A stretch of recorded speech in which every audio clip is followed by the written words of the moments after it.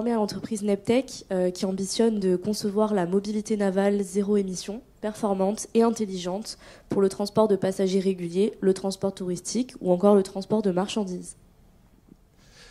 Bonjour à tous, je suis Tanguy Goethe, CEO cofondateur de Neptech.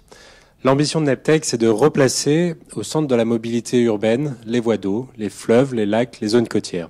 Et pour cela, on conçoit des navires de transport de passagers et de marchandises, qui sont des navires zéro émission à propulsion électro-hydrogène, qui sont performants et intelligents. Donc concrètement, nos navires, ce sont des catamarans de 10 à 30 mètres qui peuvent accueillir jusqu'à 200 passagers, l'équivalent de 2 grands bus.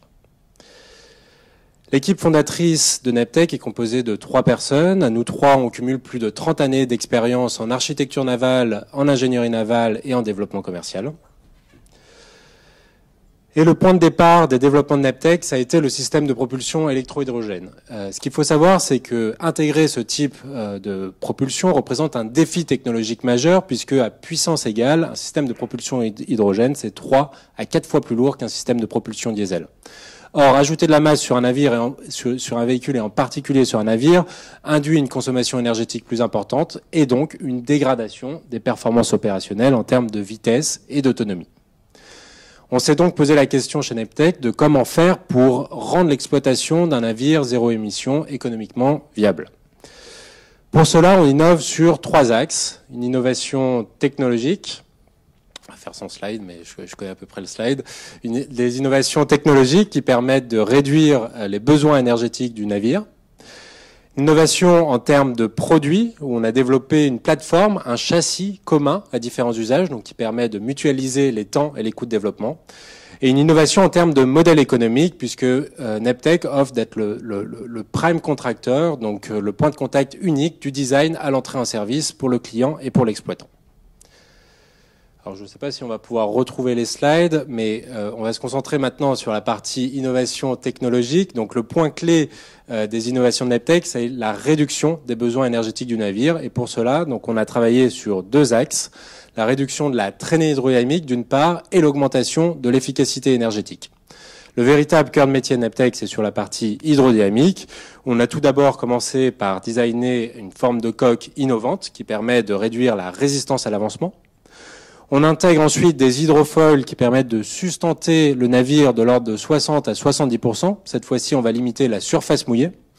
Et enfin, pour le peu de coque qui reste en contact avec l'eau, on a développé une technologie de rupture d'injection d'air où on va injecter des bulles d'air sous la coque du navire, ce qui permet de créer une sorte de chemin d'air dans lequel le navire va glisser. Et donc cette fois-ci, on a un impact sur les forces de friction qui s'appliquent sur la coque. Et tout ça cumulé nous permet d'avoir des gains de l'ordre de 30 à 40% de consommation énergétique en moins et donc permettent à nos navires zéro émission d'aller plus vite et plus loin. Les innovations Neptech ont été reconnues via différents labels, notamment le label Green Tech Innovation, également le label de l'AIT, l'Agence de l'innovation pour les transports, labellisé par le Pôle Mer Méditerranée, par Cap Énergie. On a accéléré par Logicamp, par Evolen-Up et également par Voies Navigables de France. Et puis on a récemment gagné 2 concours, également un Innovation Award au CES, où on était voisin de CRITIS à Las Vegas, en plus d'être voisin dans la vie à Aix-en-Provence. Également lauréat de l'appel à innovation mobilité piloté par France Mobilité pour le déploiement de nos navires dans le cadre des Jeux Olympiques et Paralympiques 2024, donc à Paris et à Marseille. Et donc pour ça, on était en collaboration avec nos partenaires Toyota et Energy Observer Development.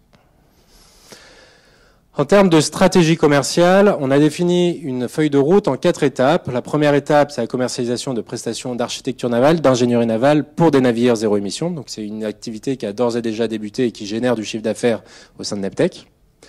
La deuxième et la troisième étape, c'est la commercialisation de navires 100% électriques dans un premier temps, puis après à propulsion hydrogène, en utilisant à chaque fois la même plateforme, la même architecture du système de propulsion, puisqu'on reste, quoi qu'il arrive, sur une propulsion électrique.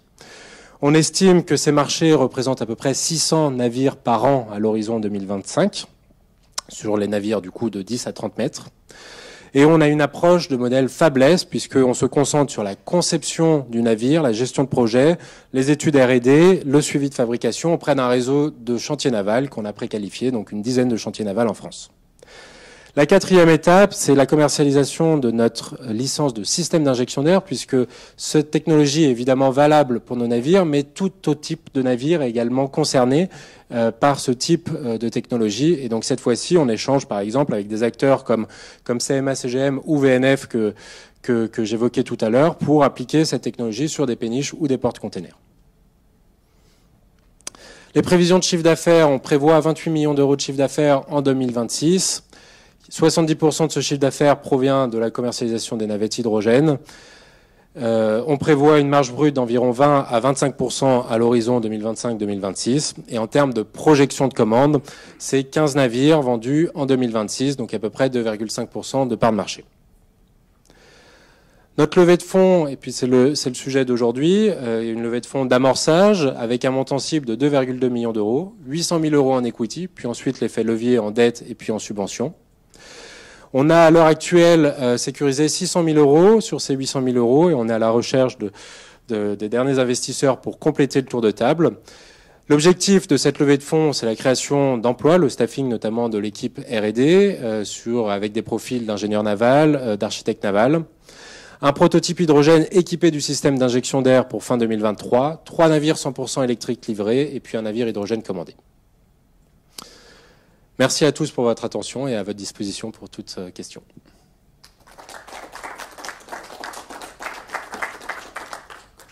Les navires que vous bâtissez, projetés, sont essentiellement marins ou marins et fluviaux. Quelle est la part de marché de chacun de ces projets et c'est passager, pour le transport passager, bien sûr, hein, essentiellement. Alors, trois applications en termes d'environnement, effectivement, fleuve, lac et zone côtière. Donc on n'est pas sur de la navigation hauturière, mais bien sur de la zone côtière, comme de la desserte d'île ou de la desserte interville. On est globalement, pour donner des ordres de grandeur, c'est peut-être 40% de côtier, 40% de fluvial et 20% de lac. Ça, c'est la répartition. En termes d'usage, on est effectivement sur de la navette passager, mais également sur de la logistique urbaine. Donc, on a une version qui s'appelle le NEP Cargo, donc qui reprend notre châssis, qui reprend l'intégration du système de propulsion, les différentes briques technologiques, mais qui est cette fois-ci dédiée aux applications de logistique urbaine. Donc, pour faire le lien, typiquement, on a différents projets en région parisienne, pour faire le lien entre les entrepôts situés en périphérie, donc à Gennevilliers, à Limay, et puis le centre-ville de Paris, pour un déchargement ensuite à couple du navire et une livraison du dernier kilomètre en mode doux type vélo cargo. Merci. En quoi consistent un petit peu les partenariats que vous avez mis en place? Vous avez cité Toyota notamment, j'ai entendu, pour les Jeux Olympiques, mais voilà, dans la phase construction, dans la phase développement, est-ce qu'il y a des partenariats avec des industriels et si oui, de quelle nature ils sont? Merci. Alors, on a effectivement peut-être trois niveaux de partenariat, enfin 3 types de partenariats. Un premier niveau sur la partie hydrogène. Donc, le partenariat avec Toyota, il est également consolidé avec Energy Observer Development. Donc, je m'explique. On utilise la pile à combustible Toyota qui est marinisée par Energy Observer Development. Ce qui est intéressant dans le groupement, petit aparté sur les Jeux Olympiques, c'est que en plus Toyota est le partenaire exclusif de la mobilité pendant les Jeux. Donc c'est-à-dire que toute mobilité de la famille olympique, donc que ce soit les athlètes, les personnes accréditées, doit passer par Toyota. Donc ce qui nous permet d'avoir cette visibilité et ce choix de nos navires pendant les Jeux. Donc premier volet sur la partie hydrogène, deuxième volet sur la partie effectivement construction, donc avec des chantiers navals. On a 2 types de matériaux de fabrication en fonction de la flotte existante en fait de l'exploitant. Soit on est en aluminium, soit on est en composite. On a à l'heure actuelle une dizaine de chantiers navals en France, puisqu'on souhaite fabriquer en France. La plupart de nos opportunités commerciales à l'heure actuelle sont en France, et l'idée c'est effectivement de pouvoir construire au plus près de la zone d'exploitation. Et enfin, on a un 3e type de partenariat qui est plus cette fois-ci avec la recherche académique, notamment sur le système d'injection d'air, où on est en train de lancer une thèse CIFRE avec l'école navale de Brest et l'école centrale de Nantes sur toute la partie hydrodynamique, puis avec le FC Lab, donc Franche-Comté Lab, sur le volet hydrogène, puisque notre technologie en fait fait le lien entre le système de propulsion hydrogène et la partie hydrodynamique. Merci encore pour votre présentation. Une question, on peut imaginer que ce type de bateau est moins bruyant qu'un bateau à gasoil. Est-ce que ça a un impact important dans votre projet? Est-ce que c'est quelque chose qui est demandé ou pas? Alors, en termes d'impact, on a voulu concevoir effectivement le navire le plus neutre possible pour l'environnement opérationnel. Donc, ça s'exprime effectivement en termes de bruit, en termes de vibration.